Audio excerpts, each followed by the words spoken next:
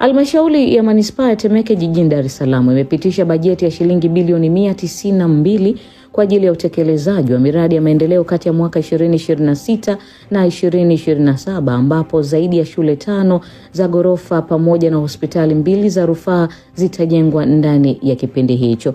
Goodluck Msolla anao undani wa taarifa hiyo. Akizungumza katika kikao cha baraza la madiwani wa Temeke, mstahiki meya wa Manispaa ya Temeke Uzairu Abdul Athman amesema kati ya fedha hizo makusanyo ya ndani yanategemewa kuwa shilingi bilioni 75, huku shilingi bilioni 98 zikitarajiwa kutoka katika ruzuku kutoka mfuko mkuu wa serikali. Mstahiki meya Uzairu ameitaja baadhi ya miradi hiyo itakayotekelezwa kupitia fedha hizo, ambapo ni pamoja na ujenzi wa shule 5 za ghorofa kwa upande wa shule za msingi, pamoja na ujenzi wa shule 4 za ghorofa kwa ajili ya sekondari, sanjari na ujenzi wa hospitali 2 za rufaa katika eneo la Tuangoma pamoja na Yombo Vituka. Furaha na faraja yangu kama meya wa Temeke ni pale ambapo asilimia kubwa ya fedha hii inakwenda kuelekezwa kwenye shughuli za maendeleo.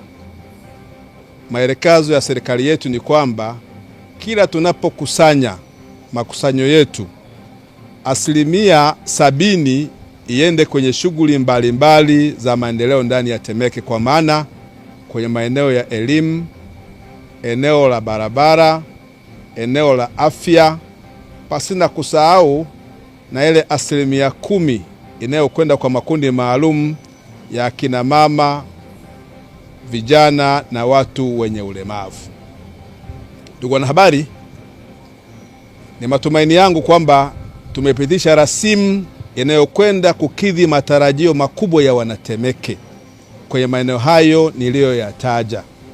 Na sisi kama madiwani, jukumu letu ni kuendelea kusimamia fedha hii ili iende ikatimize matarajio ya wananchi wetu, lakini pia ikatimize ahadi za Chama cha Mapinduzi ambazo tumezitoa kwa wananchi wa eneo la Temeke. Kwa upande wao, baadhi ya madiwani na wananchi wa Manispaa ya Temeke wakizungumzia rasimu ya bajeti wamesema inakwenda kuleta mabadiliko chanya na muonekano wa maeneo ya barabara, afya na elimu ndani ya Manispaa ya Temeke, na hivyo kusaidia katika kutatua baadhi ya changamoto zilizopo ndani ya manispaa hiyo, hasa mrundikano wa wanafunzi ndani ya madarasa. Kiujumla watu wanatarajia mabadiliko, hasa wale wananchi wetu, na mabadiliko makubwa yakiwemo ya kimiundombinu.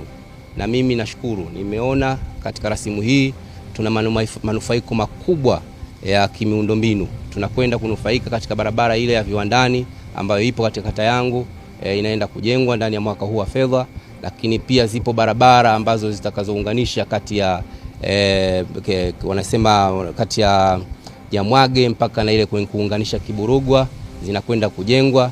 Barabara ya Burege katika kata yangu inakwenda kujengwa.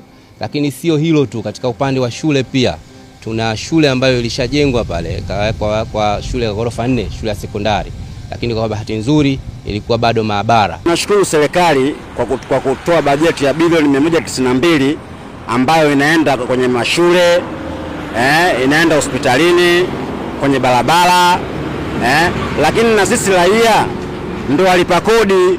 Tunaomba tukifika hospitali mtujali. Mtu anafika hospitali anaumwa, watu wanaangalia hela. Kama una hela utibiwi. Kama hapo Temeke, mimi mwenyewe nishaumia mguu. Unaenda pale ultrasound, sijui kesi 30. Hela utapata hapo wakati umeumia.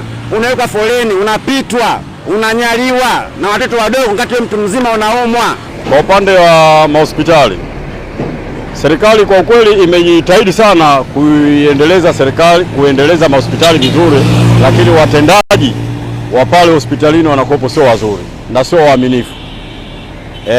Ingawa wao waliomba ajira kwa mazumuni yao, kwa matakwa yao, lakini utendaji unakopo sio, kwa sababu kila unapokwenda wewe hospitali wao wanakuangalia kama hawakuoni kabisa.